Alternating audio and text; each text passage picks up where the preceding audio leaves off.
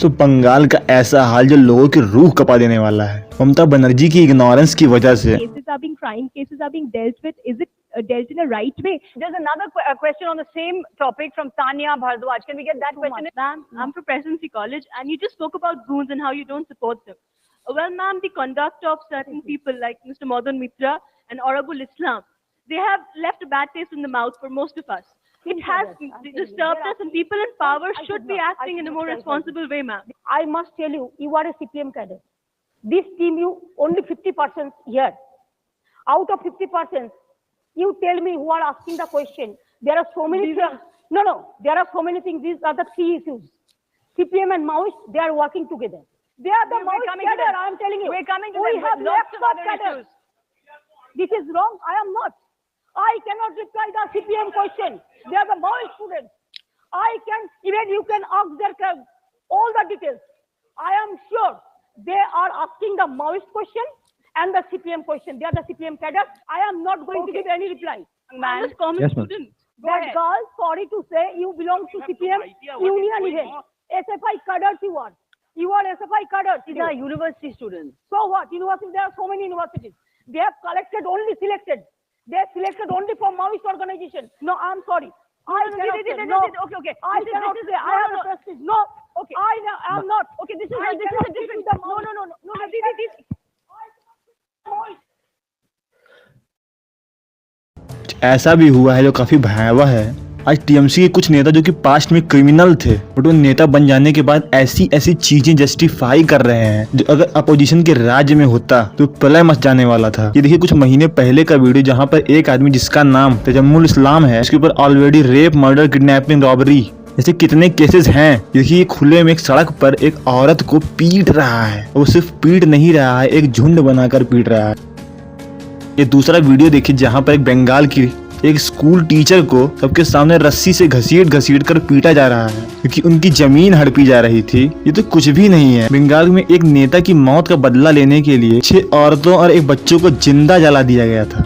बंगाल में इतनी हॉरिफिक घटनाएं जब होती हैं तो टीएमसी और उसके एमएलएस का कहना होता है बेसिकली कि ये तो मुस्लिम राष्ट्र और इस्लाम के हिसाब से, शरिया कानून के हिसाब से ऐसा ही होता है। अब ये देखिए मुस्लिम राष्ट्र सामाजिक आचार विचार होए थाके।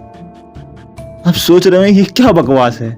किसी महिला का सड़क पर पीटा जाना और रिस्पॉन्स में मुस्लिम राष्ट्र सरिया लॉ चल रहा है, एक्सेट्रा। तो बंगाल में क्या हो रहा है और कब से चल रहा है? संदेश खाली इंसिडेंट जहां सैकड़ों महिलाओं का गैंग रेप हुआ है, इसमें टीएमसी के बाहुबली लीडर शेख शाहजहां के खिलाफ हजारों महिलाओं ने आवाज उठाई। संदेश खाली के केस में ये होता है कि रात में टीएमसी के लीडर जो मुस्लिम अपीजमेंट का खेल खेल रहे हैं, वहाँ पर हिंदू महिलाओं के घर रात में जाकर दरवाजे पीटते हैं, महिलाओं को उठा के ले जाते थे, गैंग रेप करते थे।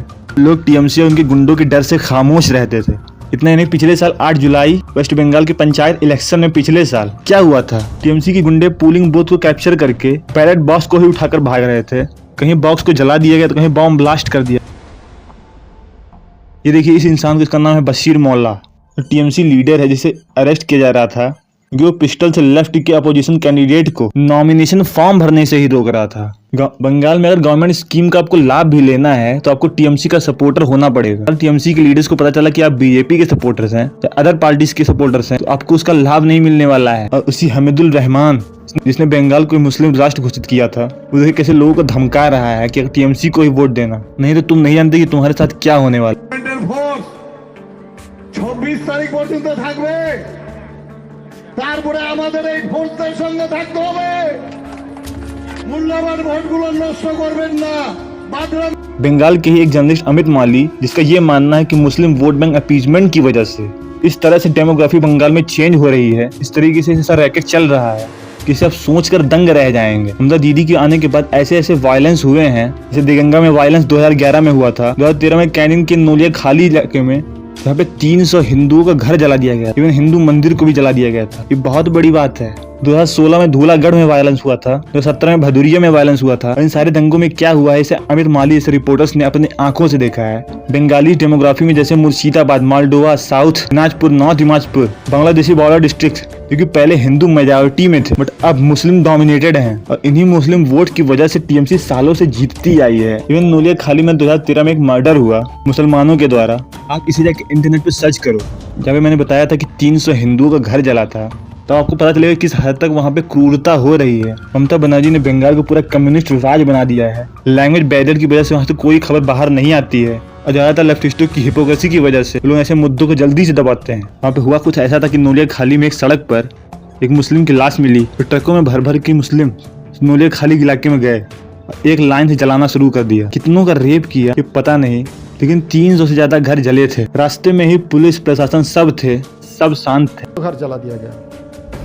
कितनों का रेप हुआ मुझे मालूम नहीं, लेकिन मेरा हिसाब से मैं गया था 300 घर हिसाब किया था, और भी ज़्यादा होगा, 2 3 4 और ज़्यादा। इन सारी बातों को डिटेल में जानने के लिए अमित माली का पॉडकास्ट डिस्क्रिप्शन में लिंक दे दूंगा, आप देख लेना। और इन सारे टॉपिक्स पर एक बार रिसर्च जरूर कर कि कहाँ कहाँ कैसे कैसे वायलेंस हुआ था और कैसे कैसे वहाँ पे डेमोग्राफी को चेंज किया जा रहा है। तभी आपको समझ में आएगा कि बंगाल को किस हद तक ममता बनर्जी ने हांसी पे लाकर खड़ा कर दिया है। तो ऐसा होता कैसे है कि इसे देखा गया है कि बंगाल के जिन एरियाज में डेमोग्राफी में हिंदू रहते हैं वहाँ पर किसी भी तरीके का इलीगल काम को वो रोक लेते हैं, वो नहीं हो पाता क्योंकि उनकी जमीन होती है। तो डेमोग्राफी चेंज करने के लिए फॉर एग्जाम्पल संदेश खाते में पहले लोगों की जमीन लेते हैं। मान लीजिए लीज पर ले लिया, आप मुझे जमीन दे दीजिए थोड़ा बिजनेस करने के लिए, मैं आपको 25,000 रुपए साल का दे दूंगा और उस जमीन पे मैं मछली पालन करूंगा। अब 25,000 का अमाउंट उन बंगालियों के लिए बहुत बड़ा होता है, तो सोचते हैं कि अनाज उगाकर हम इतना पैदा नहीं कर सकते थे, तो ठीक है दे देते हैं लीज पर। लेकिन फिर क्या होता है, 1 साल में पहले आपको पैसा दे देंगे, लेकिन आप अगले साल जाओगे तो आपको मार के भगा देंगे। पालन करूंगा। तो लोग बोलते हैं अरे भाई जमीन तो साल में 1 बार का खेती होता है, दे देते हैं, दे दिया। और 25,000 उनके लिए बड़ा अमाउंट। हाँ, दे इतना तो होता खेती से कमा भी नहीं पाता। 1 साल दे दिया, 2 साल दे दिया, दूसरे साल जाओगे मारेगा, बोले कि हट यहाँ से, हट यहाँ से, हाँ मार के लिख लेगा कि भाई 20 साल के लिए हम मेरा लीज है।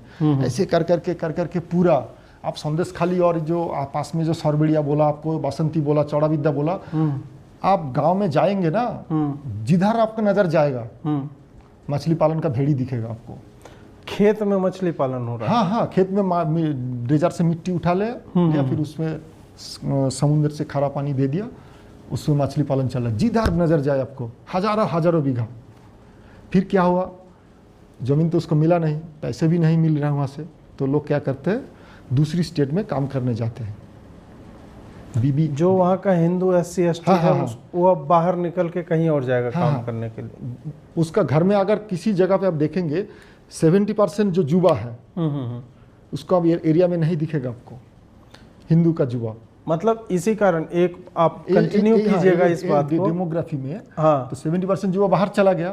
घर का बीबी वो कैनिंग से ट्रेन पकड़ के कोलकाता आएगा लोगों के घर में काम करने के लिए, ठीक है। तो पूरा एरिया में हिंदू काम हो गया। और क्या यही कारण था कि अभी संदेश खाली वाले मामले में एक बात और सुनने को बंगालियों के ऊपर आया कि यार बताओ ये अपनी महिलाओं को आगे कर रहे हैं, पुरुष जब वहाँ पे है ही नहीं तो कौन लड़ेगा। हाँ, एक घर में पुरुष ही नहीं, एक घर में। अब जो आपने जो ये देखा ना, जो करमंडल वाला जो एक्सीडेंट हो गया था, सबसे ज्यादा युवा पुरुष कौन सा एरिया का मरा था, बासंती, संदेश खाली, कैनिंग, इस टाइप एरिया का मरा था, जहाँ पर ये भेड़ी का जो माफियागिरी चलता है उस एरिया का ही मरा था। एक घर में 3 भाई मर गया और उनको 2000 नोटों का बांडल दिया था, वो भी वीडियो वायरल हुआ था TMC के मंत्री ने।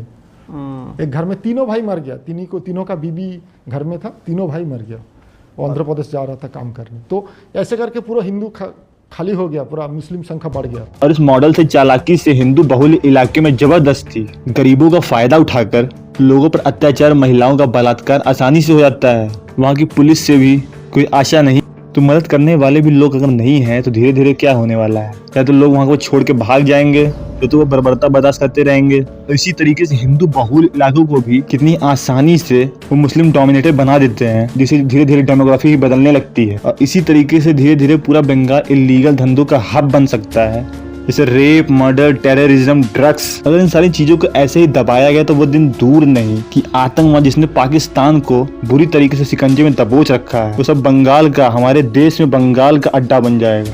आजकल मेडिकल रेप केस में तो साइबर पुलिस आवाज उठाने वालों को अरेस्ट वारंट ट्विटर पर धमकी दे रही है, और TMC लीडर है वो तो उंगली तोड़ने की धमकी दे रहे हैं। 2-3 लोगों को अरेस्ट भी किया जा चुका है। तो बंगाल की हालत ऐसी है कि वहाँ के लोग हिंदी नहीं बोलते हैं, तो एक कल्चरल बाउंड्री बनाता है। और वहाँ की सरकार भी तानाशाह है, यानी कम्युनिस्ट टाइप की है, तो न्यूज को भी ज्यादातर दबाती है।